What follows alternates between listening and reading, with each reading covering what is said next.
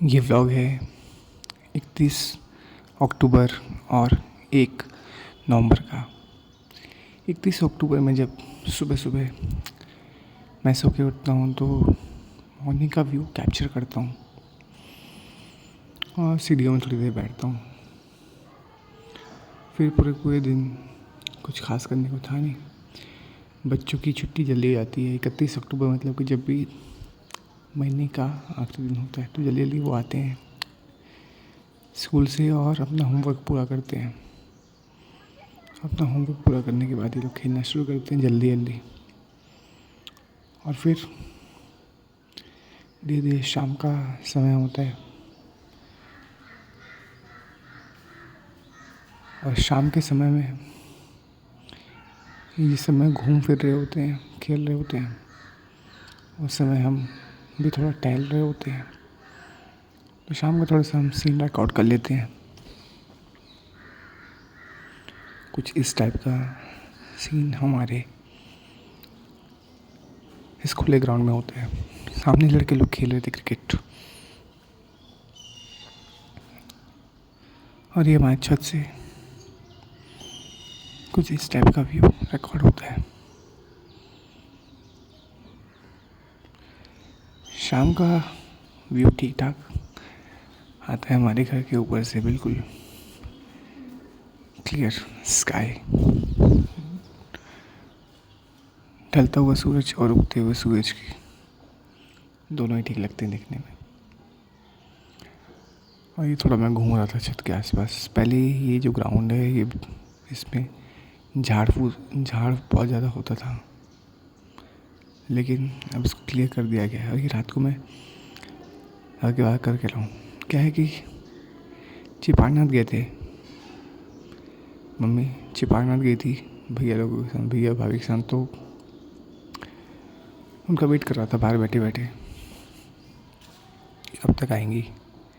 जैसी हुआ आई फिर हम अंदर गए, फिर सो गया मैं। और ये सुबह सुबह जब सो के उठा 1 नवंबर 2023, तो सुबह सुबह का व्यू देख के ऐसा लग रहा था कि यार हो सकता है आज का दिन थोड़ा क्लाउडी हो।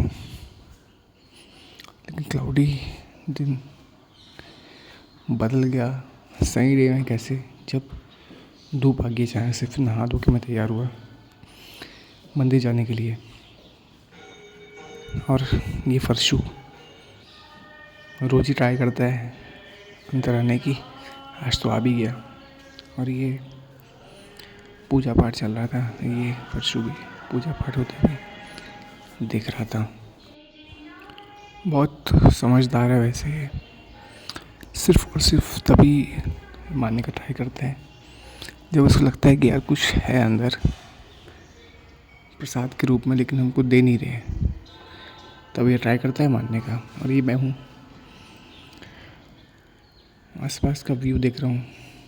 जब तक मंदिर के खिड़की से दिखता है कुछ इस टाइप का व्यू होता है। और जब शाम को लौट के आया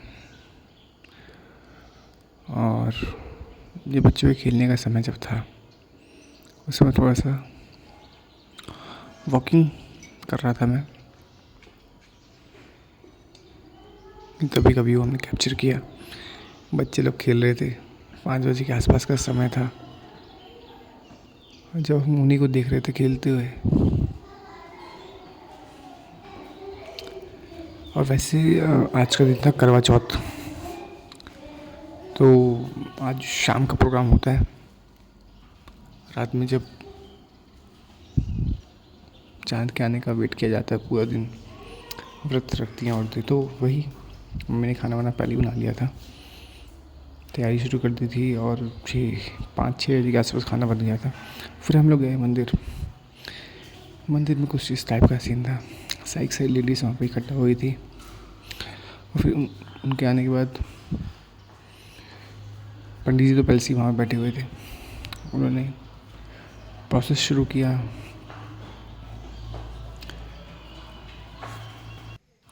पूजा पाठ शुरू हुआ।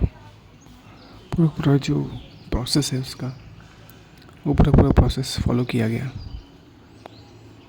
सही औरतें उस प्रोसेस को फॉलो कर रही थी। और ये तो है ही रेगुलर मेंबर इस मंदिर के, रात को इनका ठिकाना यहीं पर होता है। तो ये भी कोशिश कर रहे थे कि अंदर आ जाए। बाकी प्रोसेस धीरे धीरे चल रहा था और अपन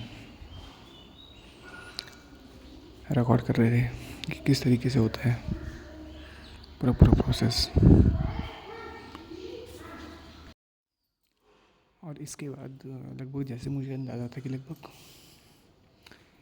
1 से 1.5 घंटा तो लग ही जाएगा ये पूरा प्रोसेस पूरा होने में। और होता भी कुछ वैसे ही है। धीरे धीरे जो पूजा शुरू कराई जाती है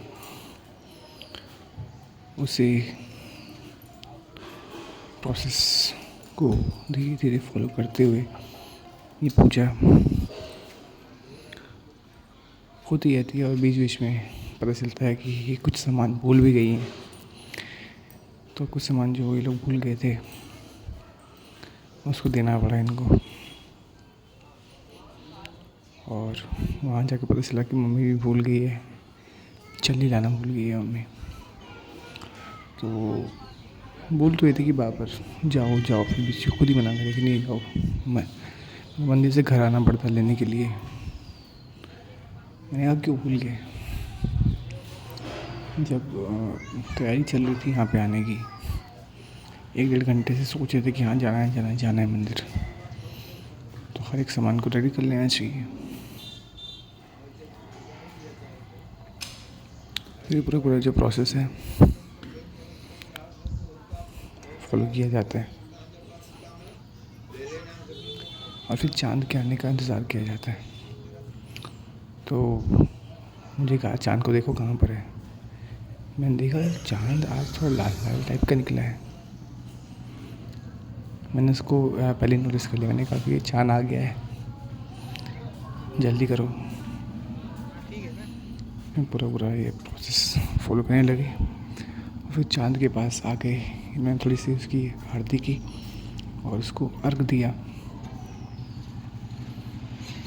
ये पूरा सीन आपके ठीक से।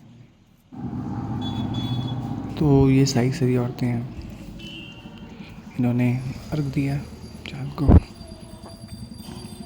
और अंकल जी आ गए थे, तो अंकल जी ने यहाँ पे जो पूजा पाठ करना शुरू कर दिया शाम का।